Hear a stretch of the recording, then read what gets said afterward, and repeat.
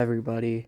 Welcome back to part 7 of predicting NFL divisions for the upcoming 2025-2026 season. I'm sorry for not uploading in a couple days. I have not been feeling that great, but we are back. Honestly, I'm still not feeling great, but regardless, I'm back. And today, we're going to be doing what's probably going to end up being the hardest division to put placements on teams, because I think that this division is going to have a gap of like 2 wins between first and last. I think this is going to be, I can't say the best division, but I think it's going to be the most competitive division. With that being said, starting off in last place, which is tough for me because I really have hope for this team this season, but in last, I have to go with the Cardinals. The Cardinals, you got Marv at receiver. He was kind of a disappointment last year. You got some guys on defense to help, to bolster the defense that, frankly, needed the bolstering, if we're being honest. You have McBride, who's a top 5, maybe, tight end in the league. You have Marv at receiver, like I said, but he was disappointing. You have Michael Wilson. Other than that, your receiver core is kind of James Conner is a good, reliable back. I think Kyler's actually going to break out this year. That might just be false hope. Or I dropped him to fantasy a few too many times. But besides the point, I think I'm reading off of a break-off Kyler season. I think with a ceiling of 10-7 and a floor of 5-12, this more depends on Kyler's play. I don't see how the team, or how the roster, I should say, that they have right now will end up surpassing 10 wins. I think it's very possible that we see a wild card spot taken by the Cardinals, even if they do get last. But I don't think they're going to make the playoffs. The division is going to be way too close. There are way too many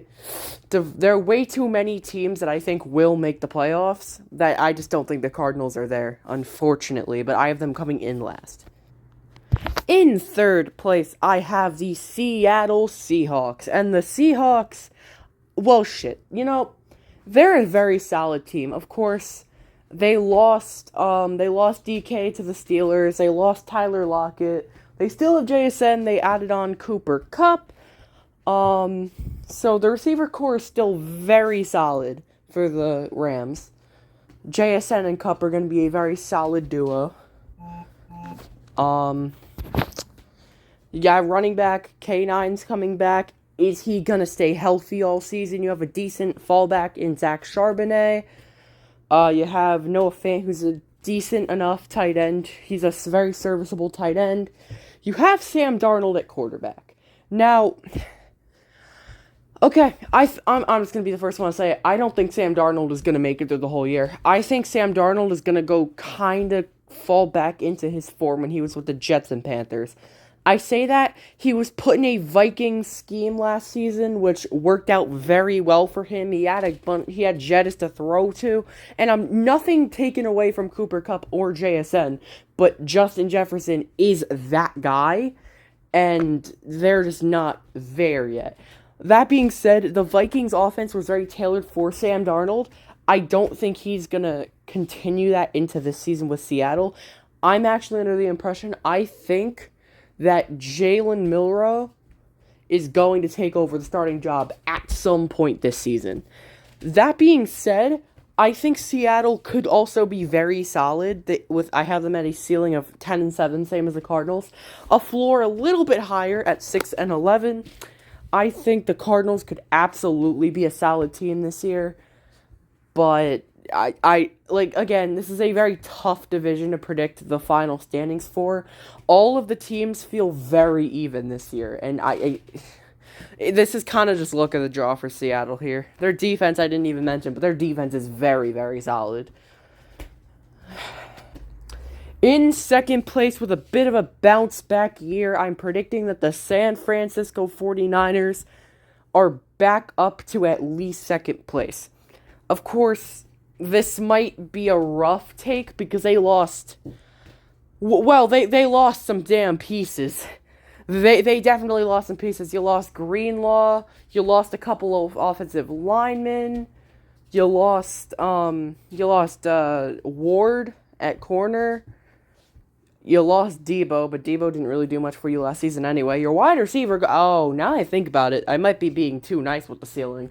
I think their ceiling could be this good if McCaffrey is actually healthy for a season, if George Kittle stays up to par, if Fred Warner can still lead that still okay defense. I think that they totally could. I think their floor is actually lower than what I put. I think that their floor is actually like 5-12, similar to the Cardinals. The more I think about it. But I think with how the roster stacks up, I think that they are very close to Seattle. I'd even say maybe a little bit better. I have a lot more faith in Purdy than I do in Darnold. That's kind of what's putting me, or like what's making me put San Fran over Seattle. But this is this is actually a rougher pick than I had originally thought. I still think that they could get second. I also think they could get last. If I'm being perfectly honest, these three teams right here, they're going to be very even this season. I think there's one team that is going to stand out, though. And that team is the LA Rams. Now, same floor as what I put for the Niners, but if I'm being realistic, the floor for the Niners is actually much lower than what I put, and I'm probably being too nice, if anything. But they also have the highest ceiling in the division. You lost Cooper Kupp, but you gained Devontae Adams. I feel like we just replaced a slightly aging receiver for a kind of aging receiver. But, like, at the same time, I think Puka's going to benefit from from getting tips from a guy like Devontae Adams. He already got some of that with Cooper Kupp in his first couple seasons. Now you got Devontae in there leading him. This man, Puka Nacua, is going to be an absolute freak show. Matt Stafford, of course, still there. He is getting very old at this point. I'm not sure what the Rams' fallback plan for their next quarterback is, but hey, we'll see. Wouldn't be surprised if they even maybe drafted one in the next couple of years. But I think that they're going to be very solid this year. Stafford, though old, is still a very good quarterback compared to the quarterbacks in the league. The receivers I already went over. They're great. Kyren Williams has been a very solid out-of-nowhere back who has surprised the league this past couple years and is now one of the best backs in the league. The defense, this was from a couple of years ago, so don't take it that seriously. I kind of just needed a Rams graphic to put in the background.